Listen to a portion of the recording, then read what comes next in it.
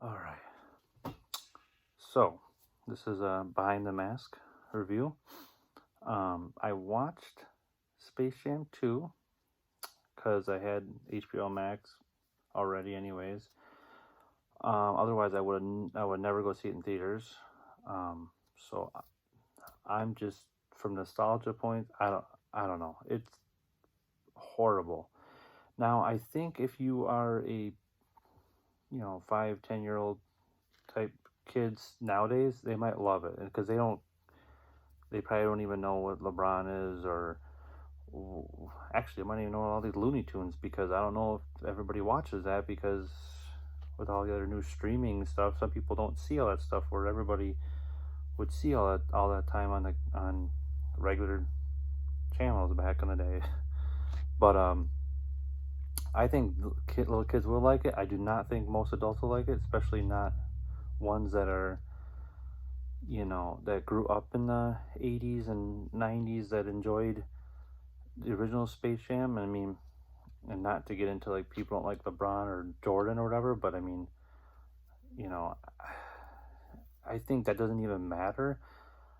I think it will affect some people, yes, but it was too long. It was like almost 2 hours long, and I'm like falling asleep almost. Like, when is this gonna be done? And I mean, LeBron can't act. That's first of all. Now, if I'm comparing it, yeah, Michael Jordan can't act, I don't think, very well either. But it just seems like maybe in the 90s it had that, well, it's okay, he can't act. It's kind of, but nowadays, I don't know if you just expect more out of people, even though he's not an actor. I mean, well, he does act on the court, like most NBA players do, but flopping. But that's besides the point. So, I I don't know. It just wasn't. It was shot like nice. It was bright, and you had all the Warner Brothers characters coming into play and to watch the game. So I mean, that was cool. But I don't know if I just like the 90s, or the original Space Jam was more of a, like, the beginning of the movie when he's out there shooting the ball and his dad comes out there and it's got dark tone.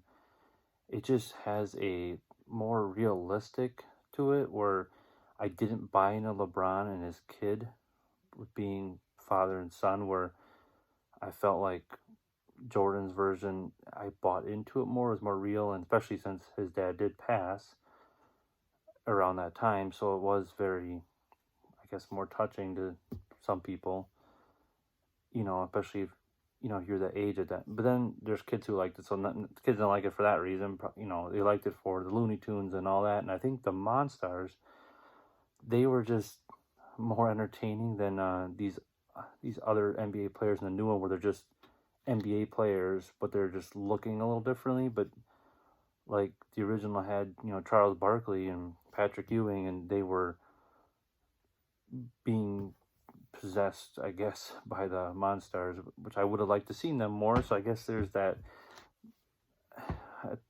At the same, I don't know it. But when they took over the Monstars, it was just more entertaining, and that's what that film was. It was an animated film with Jordan in it. But this new one is more just weird, how all the characters looked at playing the NBA or WNBA. So I didn't really enjoy it. I don't think I'll watch ever again. I don't watch Space Jam that often anymore either, but I feel like if I'm going to turn one on, I'm going to put in the original, and I would, show my child that one first, just because of my nostalgia, I guess. But so if you would ask a kid to review this right now, I'm sure it'd be a whole different story. So it's one of them films where it's up to you, but it's one where I would have to, rate it like maybe, 2.5 out of 5 stars. It's not the greatest, but that's up to you. All right, this has been a Behind the Mask review, and please like and subscribe.